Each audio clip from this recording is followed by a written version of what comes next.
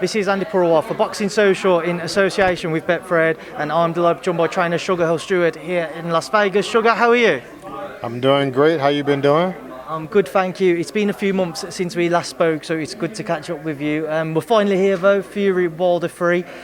How excited are you to, what I think a lot of people are hoping for, play your part in the end of this trilogy between Deontay and Tyson, and to see Tyson back in the ring once again?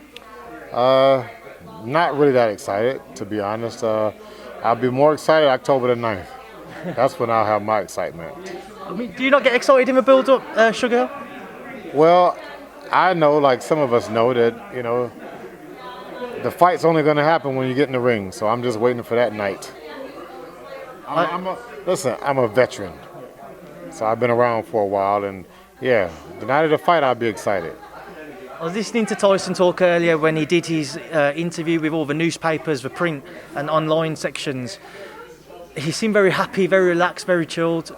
Comparing that to how he felt going into the second bout, do you think he's happier now, or do you think he's exactly the same as then? How would you assess it? Let's say happier, because Tyson's he's learned some things. He's learned things in boxing and life, and learning things makes you happy. He's obviously had a difficult time back home with his baby, who unfortunately went into hospital. Thankfully, she's back out now. But how has everything affected your training camp with him being able to travel over to England, dealing with that, amongst other things? How has training camp gone now? You can reflect on it. The effects of all things that's been happening is zero. Everything's still the same. We were able to be together and train whenever we wanted to. So no problems with that at all. We've been having fun in training, learning and teaching, and everything is just ready and set for the 9th of October, Saturday, Las Vegas. Las Vegas style, big time heavyweight boxing, all of that.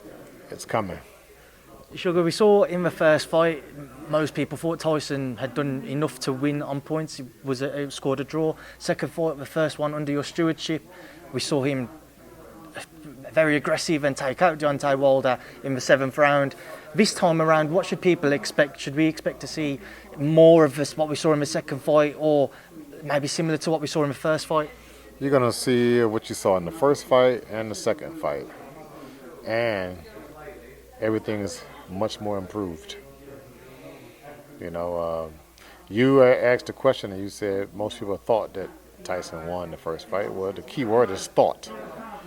In the second fight, you say everyone saw what happened. So, yeah, the third fight will be pretty much the same. Saw.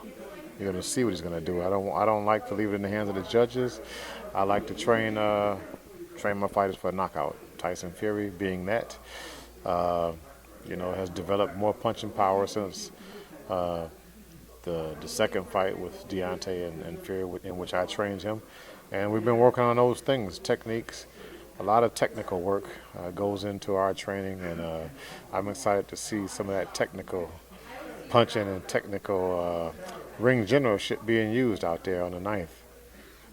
Before your link-up, Tyson was only ever really seen as a boxer. We never saw that aggressive approach we saw when you two linked up.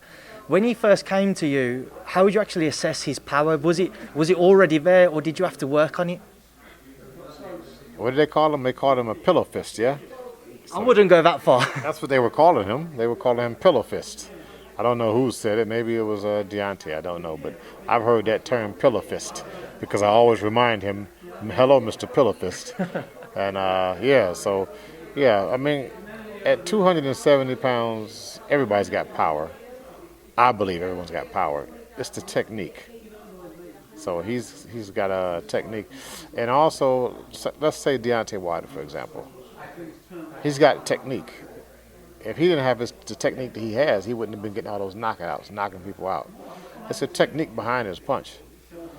So that has to be developed. Sometimes people are natural with it, and sometimes you have to develop that if you know how to develop it. For me, I know how to develop that. So I'm excited watching Tyson Fury, his techniques, and looking forward to October the 9th.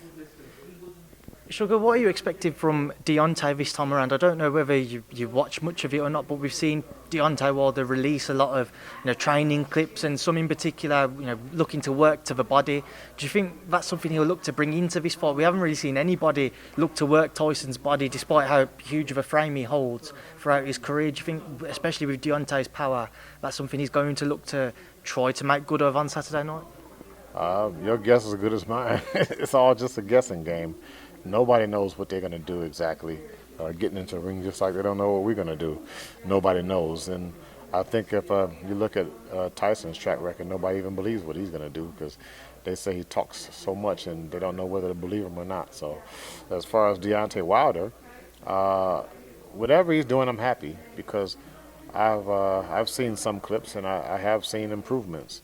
And I'm happy at that because that'll have him feeling confident, going into the fight. And, seeing Tyson, for the third time and being, just being more confident, mentally, strong and everything like that. And, he's been working hard and I can see it. I definitely see it. So it's always a dangerous fight with Deontay Wilder and especially with him learning some things and, his new trainer, Malik Scott, teaching him. And Malik was a good boxer, so you put those two together and we got a fight October the 9th.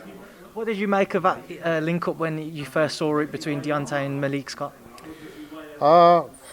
When I first heard of it, I guess I heard of it after I found out or heard that Mark Breland wasn't the trainer anymore. But Malik Scott, it's just whoever he trusts. It didn't bother me one way or another. I didn't think about it too much. That's who he trusts and that's who he feels comfortable with. And that's who he should have. The same as Tyson Fury when he made his changes.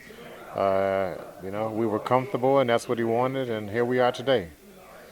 Now, one big fight which happened a couple of weeks ago in the heavyweight division, Anthony Joshua, Alexander Usyk. Alexander Usyk with a unanimous decision win. Sugar Hill, I'm sure you've seen it. What was your... you haven't seen it? I've not seen it. I walked away 1 minute into the fight. Why did you do that? I wasn't interested. I watched 30 seconds. Me, personally, I was disappointed. I started barbecuing, so... Tyson and the rest of the guys, they watched the fight, but I didn't. I had me a delicious barbecue that I put together. Flank steak, had some ribs, steaks. Oh, it was delicious. It does sound delicious, Sugar. I'm a little jealous. I can get down on the grill, so yeah, I had me a nice time on the grill while they were watching the fights. We're going to have to come and record that one day. Yeah, no problem. Record it and eat it. Oh, 100%. I look forward to that, Sugar. But just to go back to it, you mentioned you were disappointed. So if you only saw a minute of the fight, was you just disappointed by the start from Anthony Joshua, I take it? I was disappointed in, me personally, this is my own personal, I was just disappointed in both fighters. To me, they both just looked flat. So that disappointed me and I didn't want to see any more. So if you didn't... I don't know if it's just because of the start of the fight, but I just didn't, I didn't feel like I would see an exciting fight in which I wanted to see. So I just found something else to do. Something that I love to do. I love to cook and I love to eat. So from the outcome then, I know you didn't watch it, but how disappointed were you to find out that AJ had fallen short in his world title defence, knowing it could have potentially been arguably the biggest ever British title fight between Tyson and AJ? Not too disappointed in that sense because it's not really my concern. My concern is Tyson Fury and Deontay Wilder. So for me to be thinking about that and I guess more so his problems. It's not our problem. It's not a problem that I will have to deal with. The fight with Deontay and Tyson Fury was before me and before Tyson. So for me to be thinking about Anthony Joshua in any kind of way is kind of stupid to me. But I don't like to be stupid too much, so I don't think about it.